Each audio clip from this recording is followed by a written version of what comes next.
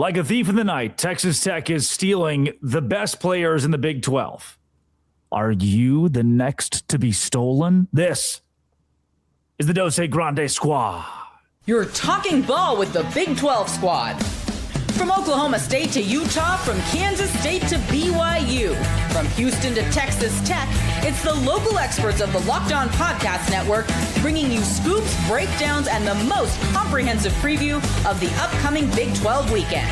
Buckle up. It's the Big 12 squad, and we have a seat for you. No hurt feelings and thin skin allowed. Squad up. You're part of the Big 12 squad. Happy Thursday night, everybody. Welcome to the Big 12 Squad. I'm Drake Toll from America's #1 Big 12 podcast, Locked On Big 12. And joining me, he is 5'3", but 140 pounds. What a swimmer's build. He covers the Colorado Buffaloes every day. His name is Kevin Borba. But wait, too much teaching, too much coaching. You can never have too much of a good thing. Parker Ainsworth, host Locked On Cougs, all things Houston, and he is the man in the backwards hat. Get you a do for segment number 2. Mountaineer Paul, Locked On West Virginia, talking all things, and Locked On Oklahoma State. Locked On Oklahoma State for the time being. And look, great place to start. Our thoughts with Cody Stovall right now, who is dealing with medical things that we know he'll overcome, that we'll know he'll be back from. And our hope is in the next few days, he is back on the air with the Oklahoma State faithful. In the meantime, our thoughts are certainly with him. It's a great way to start the squad. Mountaineer Paul, great reminder. Thanks for making our shows your first listen every single day. The portal has taken off. Texas Tech is at the forefront of that, stealing Brendan Sorsby from Cincinnati. Him choosing Texas Tech over LSU is still a great nod for the Big 12, as much as it is total suck for a Big 12 school to be poaching from another team across the conference. That said, since we have you, Paul, West Virginia has been raking in the transfer portal so far as well. They are quietly up there in the top 4 or 5 with Texas Tech for teams in the Big 12 succeeding early. Yeah, you go out, you get a quarterback from Oklahoma and Michael Hawkins Jr., who's an elite runner, which is exactly what you got to have in Rich Rodriguez's offense. You bring his brother along with you. Definitely ain't mad at that. Anytime you're recruited to play at Oklahoma, you're probably a good player. And you don't have to teach him the defense, obviously, because Zach Alley came over from Oklahoma last year. And so that kind of excites you. And there are other guys as well. Obviously, Jameer Latimer is another guy you bring over from Wisconsin who follows his brother. It's almost like West Virginia's come up with a new plan here. We're just going to get siblings. But Amari Latimer, our 4-star flip on signing day, his brother played at Wisconsin and Jameer, and now Jameer joins his brother at West Virginia, and he is currently our highest rated transfer right now. But yeah, I think West Virginia's got a plan. They, last year they dabbled in, and they, a lot of D2, a lot of JUCO, a lot of those type players, because they missed the first portal window, they missed high school recruiting, and so obviously they're having to do things a little differently this time around. And you look around the portal and you see West Virginia targeting multiple guys with 2 or 3 years left. I think that's part of the plan as well. Trying to build Kevin Borba, state of the program with, you mentioned it off air, Deion Sanders has been everywhere here recently, and one can only hope that he's had at least some extreme focus. So it's a weird thing, but some very, very extreme focus on the transfer portal. Yeah, Deion Sanders has been well-traveled recently, supporting his son, heading back to Texas. But we all know he's the king of the transfer portal. And the Colorado Buffaloes have started off hot in the portal. They landed Danny Scudero, the San Jose State wide receiver who led the country in receiving yards. He was one of the more electric wide receivers in the country, I would say. Programs like he torched Texas, he torched Stanford, he hung like 140 yards on Stanford. And so Colorado is hitting it hard. And they have a couple of really good wide receivers. They brought in a couple of running backs from Sac State, where Brendan Marion was the head coach last year. And so their run game is already looking better. And they're going after a lot of pass rushers and defense linemen, because they were probably the worst defense line in the Big 12, one of the worst defense lines in college football this past season. So they're trying to rebuild that way. And like Paul said, they're changing up for West Virginia, at least Colorado's changing up their mindset with who they're recruiting. I think they are at least for now, done chasing the Alabama and Georgia rejects and flameouts, where it's like, oh, that guy was a 5-star who didn't do well under Nick Saban or Kalen DeBoer, but he's going to figure it out here. Or like, oh, this guy was kicked off his team there, but we're going to fix him. Like they're no longer chasing the schools with the big names. And I think that's a reminder to everyone. And I did this segment on my show is stop chasing the helmet stickers. There's a reason they're leaving the Alabamas, the Georgias, the LSUs of the world, right? It didn't work out there for a reason. And I think Colorado has finally learned that lesson. Like, hey, he flamed out at one of the biggest programs with the biggest resources in college football. Why would we go after him? So they're going after a lot of group of 5 guys, FCS guys who have experience, who are all conference caliber players, and they also have multiple years of eligibility. Parker, Houston had an incredible year in 2025, but there are definitely going to be holes next year the portal can fill. How are those being filled? Will they be filled successfully? I only heard part of that question because I think I'm working with some Mountaineer Wi-Fi. No, jokes aside, I will say all has great Wi-Fi now, by the way. Fixed it all, and I'm a little jealous because mine still has problems. If the question was about what's being fixed at Houston, what's being filled into Houston, I will say that the big deal for Houston is feel like a lot of getting the band back together. They bring in Mekhi Hughes, who was he had 2,700 rushing yards over 2 seasons at Tulane, went to Oregon. Was one of a bunch of people that went to Oregon all at the same time and asked for a red shirt early in the season. He's coming home to play for Willie Fritz and Slade Nagel again, right, as he did at Tulane. They bring in Shadre Hurst, who is a 2-time All-American Athletic Conference guy. I think a lot of people assumed he was going to follow Summerall to Florida, and he actually opted to come play for Nagel and Fritz at Houston. Top-tier interior offensive lineman. Nobody likes the interior guys as much, but he's as good as it gets inside. They're doing okay things out there at Houston as far as that kind of stuff goes. The Mekhi Hughes kind of sat out last year. They don't have the big sexy name from last season yet, but I also don't think Fritz is ever going to be that guy. He turned – last year they had 8 all-conference guys that had been in the G5 previously. I think that's just kind of what Houston's going to do for the while we're trying to pull Tillman Fertitta along a little bit. Yeah, no doubt. Coming up on the Big 12 squad, we are joined by a special guest whose legendary statue Hall of Fame head coach just wasn't good enough. This is the Dos Grande squad.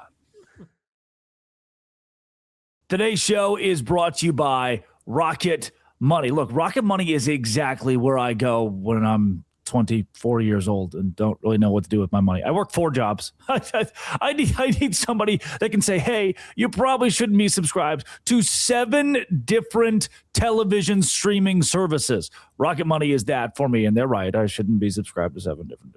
So I go to Rocket Money. And it makes it incredibly easy to figure out what I'm spending my money on and how to cancel it. I can cancel it from the Rocket Money app. No more hunting down customer service numbers. The automatic transaction categorization is a game changer. I can finally see exactly where my money is going each month as well. Let Rocket Money help you reach your financial goals faster. Join at rocketmoney.com/locked on. That is rocketmoney.com/locked on. rocketmoney.com/locked on. Visit Rocket Money and do it today. And there he is, as promised, JT Wistrcill of Locked On Utes. This is the first squad show since the Utah conundrum brought down the entire Beehive State on the gridiron. It has taken every coach, man, woman, and child with it to Ann Arbor, Michigan. We did a squad show 4 weeks ago, JT, where you were pretty adamant that Utah had not forced out Whittingham, and forced out is still an extreme way to describe what happened. But Whittingham asked for more time. He wanted to coach. Utah was tired of the back and forth. Now he's the head coach at Michigan and decided to take half the Utah staff, half the BYU staff with him. This kind of blew up in everybody's face in the Big 12. It absolutely did. I mean, you look at both BYU and Utah are worst for it, right? It is kind of funny how this all ended up shaking out, where you look at last year, Utah's offense was a mess. Oh, you bring in Jason Beck. He saved it. Jason Beck's gone. Utah's going to have 2 first-round picks this year, both on the offensive line. The problem is now the offensive line coach is in Ann Arbor. Your tight end end coach is now over there as well too. And originally it only seemed like Whit was going to take the offensive staff, but then boom, Lewis Powell, the defensive end coach, he's gone now too. Who's in the portal? John Henry Daly, one of the best pass rushers in the country. And as you mentioned, Drake too, BYU got hit by this a little bit too. So it is a little bit. What do you mean a little bit? What, BYU lost what, 2 coaches? Maybe the best schematic coach on their staff. Maybe the second best defensive coordinator in the Big 12. What do you mean a little bit? That's true. No, I was just saying in terms of the number of bodies. You're absolutely right. The Jay Hill's arrival and BYU's resurgence absolutely that matches up perfectly. So it's a huge loss for the Cougars as well too. Both these programs are weaker now, and I'm curious to see how this gets navigated. It's funny though the way the Kyle Whittingham, like when he talks, right? He's talked before about how he's like, well, one of the mistakes I made at Utah was I put a timeline out there. When they started to ask me questions about retirement, I answered. He was asked a question in Las Vegas about what he thinks of the city, and he used it as an opportunity to talk about how he probably won't be sitting in this chair. So Kyle Whittingham is the one who created the narrative that he was close to being done, and then he used that narrative to motivate himself, I guess, and has completely damaged Utah and BYU in the process. So it's been a wild month in Salt Lake City, and I still can't get used to Kyle Whittingham. Maybe it was a plan. Maybe.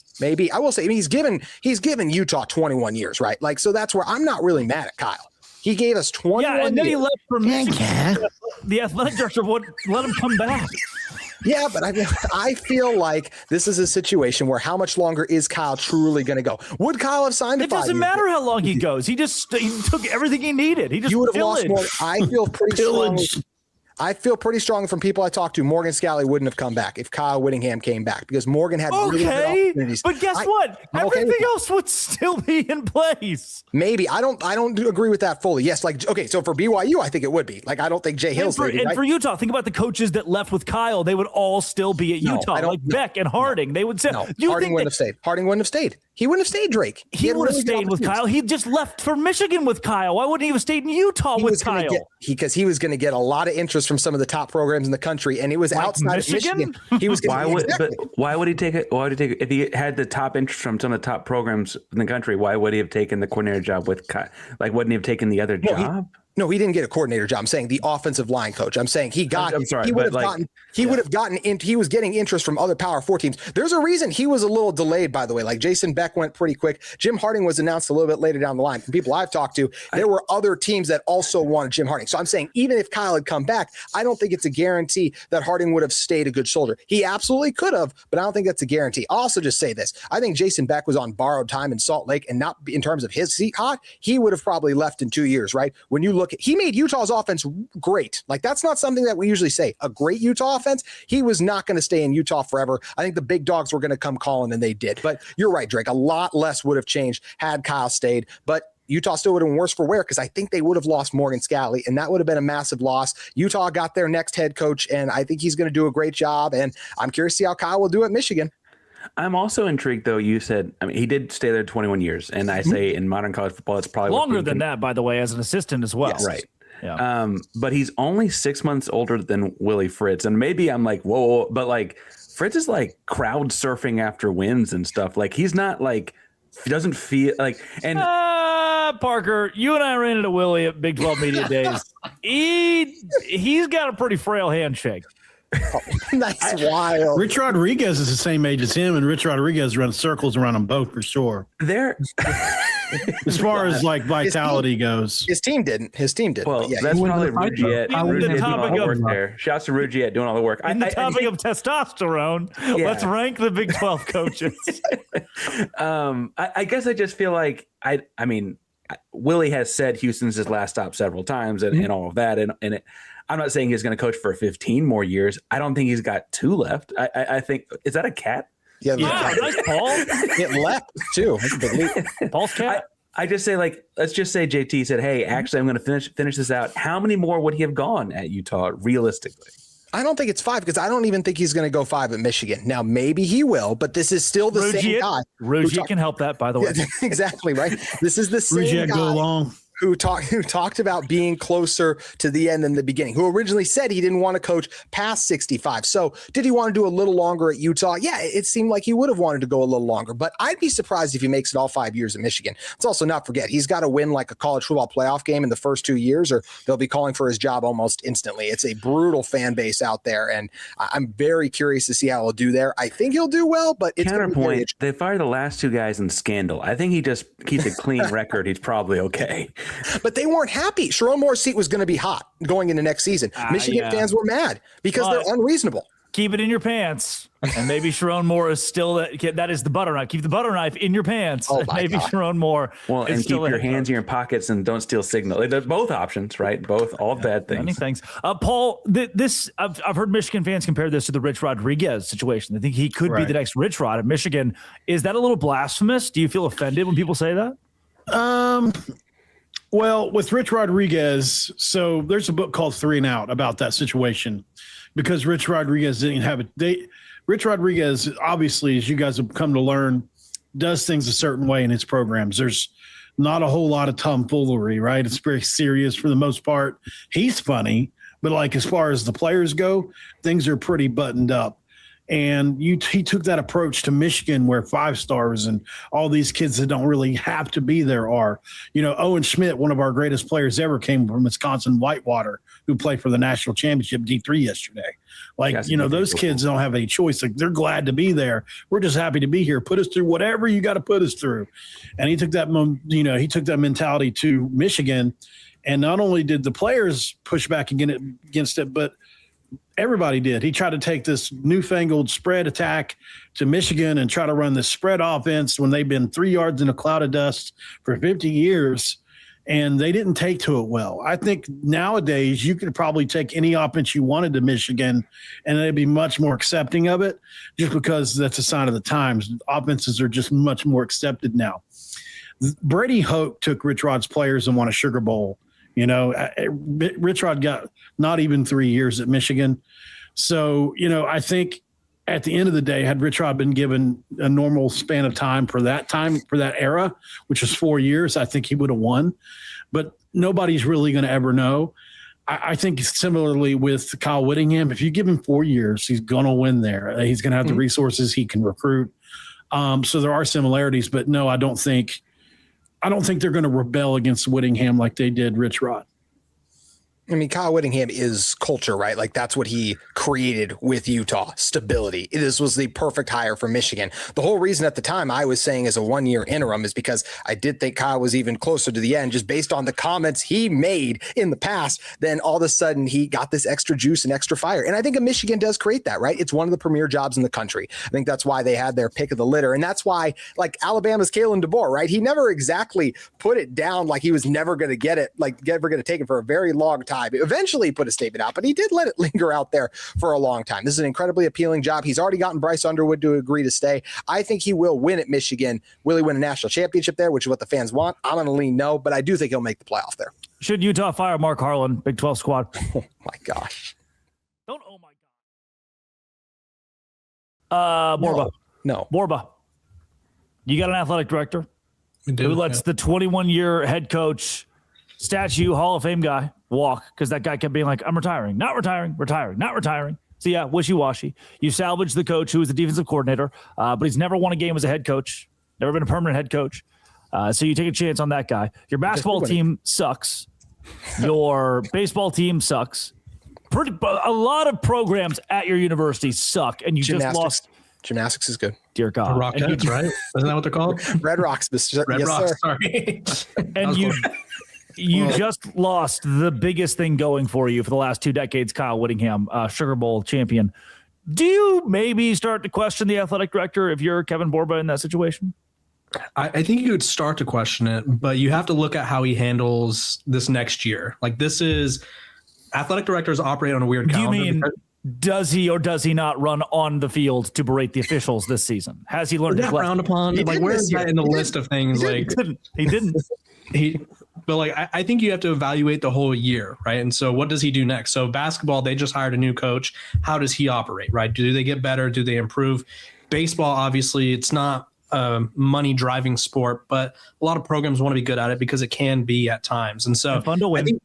I think you evaluate this year and how Morgan Scalley does. I don't think you can fault him for doing what he felt was right. I don't think I can fault him. I think I can fault anybody for doing what they did. It sounds like Kyle Whittingham is leaving regardless. It was either they made him leave or they let him leave. Like, do you want to be? No. Whittingham talks to the donors. Do you want to be broken up with, or do you want to be the person who breaks up with the other person? Whittingham asked them for more time. He wanted to say, if Harlan had said, sure, we'll give you more time, Whittingham's still the head coach at Utah. JT? I'm still not fully sure if that's the case. If the Michigan job's available, it's a different challenge. It's very low.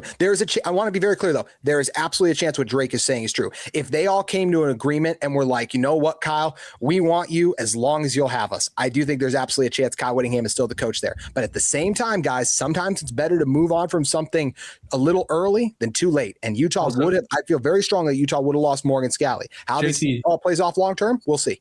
Didn't Kyle Whittingham lose his energy and passion over the last year or so? Like, then he found Rougier.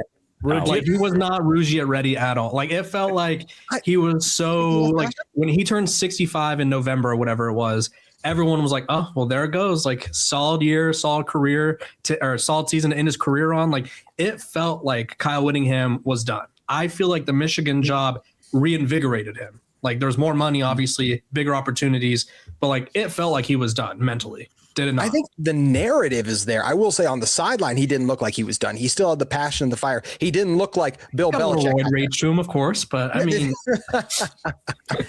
he still had the passion. He still had the energy, and I think there's absolutely the case, right? Where I think he was very interested in coming back to Utah, and then they had their conversations took place, right? And then it was like, you know what? It's the right time for me to step down, right? That's where Utah, and then it seems like they came to an agreement there, and he stepped down, and now he's got a chance to go to Michigan too. So look, I'm really excited about Morgan Scalley. I think you guys are all poo-pooing on Morgan Scalley. Like, he can't do a really good job. I think it's way too early for the Mark Harlan stuff we're talking about here. I think we're 2 years away from that, right? Give Alex Jensen 2 years to see if basketball's trending in the right direction. Give Morgan Scalley 2 football seasons, I feel like, to see how that trends. And then we can have this as more of a conversation. Does he get to be critical of the conference on the whole over that whole 2 years? I mean, he didn't any the one that called out the conference as well. That was 2 years ago, but yeah.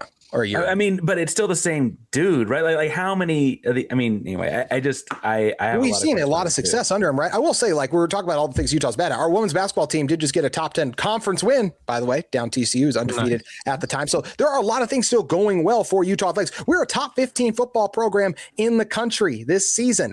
I don't think you fire an athletic director after that. He's got this bold private equity plan. They're still trying to put all the pieces in place for too. Utah's not moving on from Mark Harlan. I do think he's earned. That's also a gigantic risk. It is. But that's right. But we got to let it see if it plays out, right? It's not a disaster as quick as like Nico Harrison trading Luka, right? Like, it hasn't gone that badly that quickly. If the private equity deal gets there, we move on from him. Also, be really quick, like to say in Drake's favor, the Craig Smith hire was a miss, right? So that is a negative strike for basketball. That is a negative strike on Mark Harlan. He does not have a flawless resume, but I think he's done enough good to buy himself more. The outburst, the $40,000.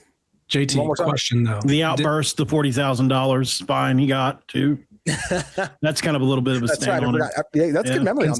Considering some of the fines that the Big 12 schools were getting, that's like number 35 on the list. Shout out to Drake's, like his whole month of November. One tuition. That's like one tuition. Well, I'm talking about your content in the month of November because of all the chants. Like, that fine is like very low on the list of like Cincinnati never got one too, by the way. Colorado got one, but Cincinnati they did. Yeah, but JT, my question was, what if Kyle lied? Right? Lying is very common in college football. No. I mean, he would fit in Michigan. That Texas wide receiver that was like, they kicked me out. And then all the reporters were like, dude, they offered you 6 figures and you left anyway. Like, what if he was just like, yeah, I wanted to stay at Utah, but like behind the scenes, it was like, no, I'm good. Yeah, absolutely could be the case, right? That's the hard part with, as you mentioned, college football coaches. They're always saying one thing and then doing another. I do believe that Kyle Whittingham was at peace stepping down. I've been told that by a source I trust too. He was at peace with the decision, and now he has an opportunity to try and make it awesome at Michigan, which he turned down the chance to go to Tennessee in 2010. Now he chose staying in Utah. He turned down Michigan 2010 in 2014, Tennessee is a great point. tough gig. Yeah, it was exactly. It was a very Eric tough Dooley. game, but it gives you a better chance. That did give him a better chance to try and win at a bigger stage, right? Now he has that with Michigan, and we can see if it works. I will say one positive, if there is a positive in all this, it's a great spotlight, if it works, of the talent in the state of Utah on a national stage. If all these guys go to Michigan and they win there, I think it does show you how good the hell coaching. are we talking about? What is that not Why true? is that a positive? They all It's left. really good for Utah high school football if Kyle Whittingham takes all of the players from our colleges and wins at Michigan. JT, I think if Kyle Whittingham recruited Utah aggressively, Michigan fans would have an aneurysm. They want people from Florida. They want people from Texas, all those California, Texas, all the big states. I think they would accept 1 to 2. We should tell Locked On Michigan podium. to do that episode. Whit's going to say, we got a 2-star left guard from Orem, Utah that I'm very excited about, and Michigan fans are going to kill him. Y'all say you're all sleeping on Utah football a little bit. I will say they're going to get John Henry Daly, right? That's a guy from Utah, more than likely. That's a pass rusher from Utah. They have a very good shot at Smith Snowden. That's a corner from the state of Utah. So they are going to get several guys, and a lot of these coaches are fun. It's a I'm good just saying- Jackson I'm just- Benny. He's actually just re-signed with Utah, but I love that Jackson Benny got brought up on the Big 12 squad. I'm sure a we're going to Jackson talk a lot Benny about guy. signings and guys going other places. But while we're talking about locked on other places, not in the Big 12 like Michigan, Duke, we got to point out Wisconsin Whitewater. 5 guys in the NFL since 2000, not some like schmuck D3 program. I don't want to. Owen Schmidt being one of those from West Virginia. Again, it's an impressive Division III program. We're talking about guys moving around though a lot. And we haven't. Was that just a shout out to Wisconsin Whitewater and we're moving on? I will always shout out every Division III program. Locked On. What is their mascot? What are they? The Whitewater what? Rafts. Locked On Raft. Mary Hardin Baylor. Shout out. Shout to Mary Hardin Baylor. We haven't moved past. Swordsby said he is going to Texas Tech for the facilities. The facilities. Was it not to get? They have Does that include? Well, he is coming facilities, from Cincinnati, for God's sakes. I mean, does facilities include the ATM machine? Like, what facility is he talking about? How about the billboard? have you Times Square. seen the Look at that thing. video of the AT&T walkthrough? It's like with a drone. Have you ever seen it? It's insane. It's got $5 truly million. insane. He's getting paid more than Shador to play for the Browns. And guess who's getting paid more that we didn't talk about? Drew Mestemaker. How much is he $7 getting paid? million Paul? deal for Oklahoma State. $7 Is million? that real? Have we corroborated? Yes, it's real. I confirmed it. The Oklahoma State Mean Green. Yeah, that's definitely. Listen, Oklahoma State has a new donor that just stepped up just this cycle after post Gundy that's writing checks right now. Cody probably would have already brought that up by now if he was on the show. But like I said, I've been working in his stead. I've made a lot of connections with people there now. A lot of their media, like probably 5 or 6 of them, they're real big time media people. And I've talked a lot. And I mean, look, they are really stepping it up. Number 1 portal class in the country right now, 18 commitments. I mean, they're really crushing around now. They got the number 1 quarterback, the number 1 running back commit. They got 2 or 3 wide receivers. They're North Texas North, man. I know, but the thing is about those North Texas players, they're like James Madison players. They're all ranked in the 90s as far as like on 3 ratings go. That's what You know what I mean? Cincinnati They're did not just in your Indiana. typical G5 transfer that's like mid 80s, 88. Like these guys are like 4 and 5 star type ratings. This is what Signetti did, and it has worked out decent. It's very similar. Can I say something really quick? How do you guys feel about Tech flexing the Sorsby signing after they just got shut out in the college football playoff? I feel like they should go dormant at least for a little bit. Then we can do that. Oh, but you I just thought got that shut was- out. Oh, And now I they're thought they're- they supposed on to do? purpose because they got shut out because the quarterback played bad. Yep. And so here's a quarterback. Like, Yeah. I thought that was 100% on purpose. That's the move. You got to make that move That because was such a everyone bad game for him. everyone was like, if you have a like above average quarterback, you're probably winning that game because Oregon worth didn't the do money? anything until the end. And like, Is he worth $5 million to you guys? No, probably not 5 Sorsby? million. But well, I think- to live in Lubbock, I think there's so. this like report out there that they have to be paid a little bit extra to get some of the top guys to go to Lubbock because believe it or not, it's not. This Bloomington's great, by the way. No, Bloomington drove but through. Level Wasn't says terrible. this openly. Level talks, but like there is a Lubbock tax. They have to pay guys more. Yeah. Yeah, I mean, not everyone's a big Landman fan, right? Rich Not Rodriguez everyone's out there like Billy Bob refuses to Thornton, do that, by the way. driving from Fort Worth to wherever he's Meanwhile, driving and just Enjoys enjoying out the it. H-Town discount. Okay, come on. Yep. There's some clubs in H-Town. Won't say how I know. Drake, how much NIL are you getting? Lemon Pepper Drake over here. Did you say lemon pepper? So, fun fact about Houston is James Harden's got a jersey retired, and it's at a nightclub. I'm not going to say what kind of nightclub, and not at a basketball gym. Yeah, hell yeah. JT, last thing, what you got? How much NIL are you getting for? How much NIL did you spend for that hotel room, sir? Okay. Speaking of it's all a tax write-off. All a tax write-off. Little marble headboard right there, tax write-off. This has been and always will be Locked On. Thanks for making our shows your first listen every single day. It's the Dose Grande Squad.